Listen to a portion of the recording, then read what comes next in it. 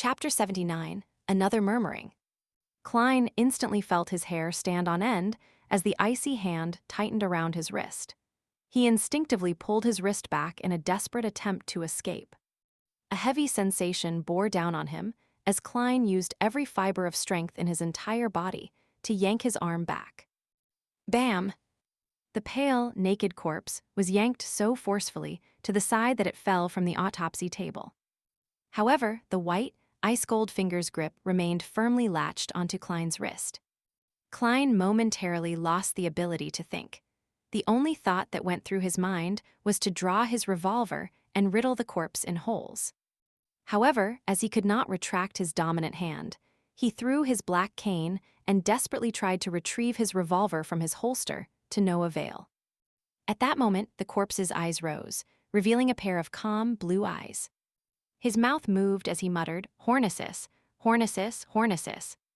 After those 3 words were said, Klein was completely flustered as he felt that the fingers gripping onto his wrist began to loosen before dropping limp. The suited clown's eyes were shut once again, as though nothing had happened at all. If the pale corpse wasn't lying on the stone floor, Klein would have imagined that he had been struck by a hallucination spell.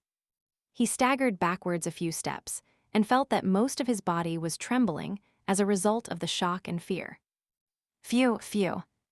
Klein gasped for air as he slowly regained control of his mental facilities.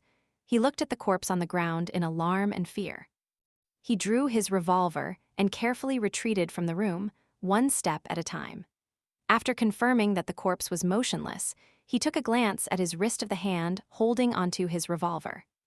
There were 5 deep, red finger marks imprinted on his wrist. They silently described his encounter. Klein calmed down as vulgarities filled his mind. "Fucking hell, I almost died from the shock." After panting for more than 10 seconds, he began assembling items in his mind to quickly compose himself. He carefully recalled everything that he encountered and pieced them together. Although he did not understand the reason for the suited clown's resurrection, he acutely noticed an important point. The corpse had repeated the words, "Hornesis." "It's Hornesis again." Klein knitted his brows. The Antigonus family's notebook has records of a nation of the Evernight in the Hornesis mountain range. While in cogitation or spirit vision, I would hear sounds that I shouldn't be able to hear, and among those sounds is the word Hornesis. Is the answer to all these questions on the Hornesis mountain range? There might be massive danger lurking there. For example, an evil god might be sealed within and was using various forms of attraction to achieve freedom. While considering this, Klein carefully entered the room and touched the corpse a few times to verify that it was completely dead. He didn't want corpse collector Fry to see him mess up the place, so he mustered his courage to move the corpse back onto the autopsy table.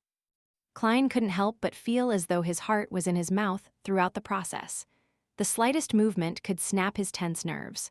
Furthermore, the ice-cold feeling given out by the corpse felt particularly disgusting. After finishing the mission with great difficulty, he recalled the reason he approached the corpse. Therefore, he focused on the suited clown's wrist and looked at the strange brand. It was unknown when the brand had slipped off, shrinking into a spherical blob of blood which had tint of blue. The spherical blob of blood was the size of a thumb. It floated in midair silently in defiance of the laws of physics. "What is this?" Klein muttered, but he didn't dare to touch it rashly. He had no intention of hiding the strange blood sphere. Firstly, he didn't know if it was a good or bad thing. Secondly, he was certain that Fry, who had examined the corpse, would have long discovered the brand on the wrist. It was even likely that he knew what the strange blood sphere was. And even if Fry doesn't know, reporting it to Captain and letting the Nighthawks research, it is definitely better than me making random attempts. That was Klein's train of thought. Being in an organization meant he had to know how to make use of the organization's powers to its fullest. Klein waited nervously for a few minutes before he saw the black-haired, blue-eyed, and thin-lipped Fry return. He instantly noticed the strange blood sphere and asked Klein a question he had previously asked himself. "What is this?" "No idea." Klein shook his head honestly. He recounted what had happened without hiding anything. The brand slipped off into a blood sphere.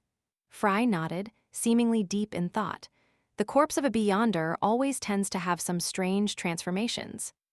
He looked up and said to Klein, "Bring the captain here. Inform him about the contents that the corpse murmured as well."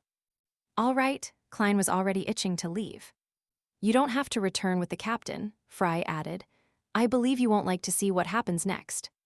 As he spoke, he picked up a silver surgical knife beside him. Klein nodded with some lingering fear. "I was hoping you'd say that."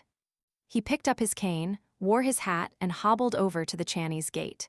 At the keeper's room, he saw the no longer frail Captain Dunn. After Dunn heard his recollection of what happened, he nodded indiscernibly. "I'll report the matter to the higher-ups and let the Holy Cathedral deal with it. Maybe they'll send people to the main peak of the Hornisus mountain range to take a look." Klein answered briefly in confirmation. Seeing that only sleepless Kenley and the captain were in the keeper's room, he casually asked, "Are Mr. Ayer and the others resting?" Dunn nodded and said, "Ayer and Borgia are at St. Selena Cathedral. Lorata is probably looking for a coffee shop." "Coffee shop? Madame Lorata hasn't recovered from her injuries, right?" Klein asked in surprise. Dunn massaged his nose bridge and said with a laugh, "Lorata has 3 hobbies: coffee, dessert, and maidservants. She says she needs these 3 things to speed up her recovery." "Maidservants?" Klein asked, perplexed. "Does Madame Lorata have a particular fetish?" Dunn shook his head helplessly and said, "She likes maidservants." "Yeah, that's right. Furthermore, she likes ones with big breasts." "She sure is weird." Klein had no idea what kind of expression he should show in response. Dunn didn't delay any further as he headed out the keeper's room. As Klein watched his back, he silently waited for him to turn. Meanwhile, he noticed at the corner of his eye that sleepless Kenley had fished out his pocket watch and opened it. 3, 2, 1. The moment Klein finished counting down silently, Dunn stopped and turned around. "Another thing I forgot. Klein, you went through a lot today. Once you relax, you'll feel exhausted. There's no need for you to be here in the afternoon. Go back and get some rest. Tomorrow, I'll submit the application listing the detailed losses." "All right, don't worry too much about your killing of a beyonder. Killing him was equivalent to saving more lives." "As a matter of fact, I'm actually feeling much better." Klein silently exhaled. Dunn nodded slightly, and just as he turned around, he smacked himself in the forehead. "I've also handed the Beyonder's sketch to Leonard. He and the police department are in charge of the follow-up investigations. I believe that the Beyonder must have rode on carriages, eaten food, and had somewhere to stay. Wherever he steps, whatever he touches, whatever he leaves behind, even unconsciously, will serve as a silent witness against him. Emperor Rosel's words are truly sensible." "Yes," Klein answered, stupefied. After the captain walked far away, he left the keeper's room and slowly walked to the 2nd floor. Along the way, he suddenly recalled something as he experienced an additional bout of fear. That suited clown claimed that the secret order controlled the corresponding sequence pathway of seers. Even if he was exaggerating and they didn't have the higher sequence potion formulas, they definitely have the lower sequence ones. It also means that they have a number of seers. Then, wouldn't they divine that I killed the suited clown and secretly exact revenge against me? If they can't deal with the Nighthawks, can't they deal with me, a seer without any direct measures against enemies? Klein stopped in the stairwell and began thinking about the problem seriously. Soon, he discovered that he was worrying over nothing. Firstly, the secret order doesn't know who are members of the Nighthawks. Secondly, even if they know 1 or 2, they definitely wouldn't include a civilian staff member like me. Thirdly, under the present circumstances, unless they have a prophet, there's no way they can divine who the murderer is. He heaved a sigh of relief and left the Blackthorn Security Company. He took a public carriage back to Daffodil Street. Even though he hadn't eaten lunch yet, he still lacked the appetite. After entering his bedroom, Klein removed his damaged suit first. Then, he took off his half-top hat, got into bed, and tried to go to sleep.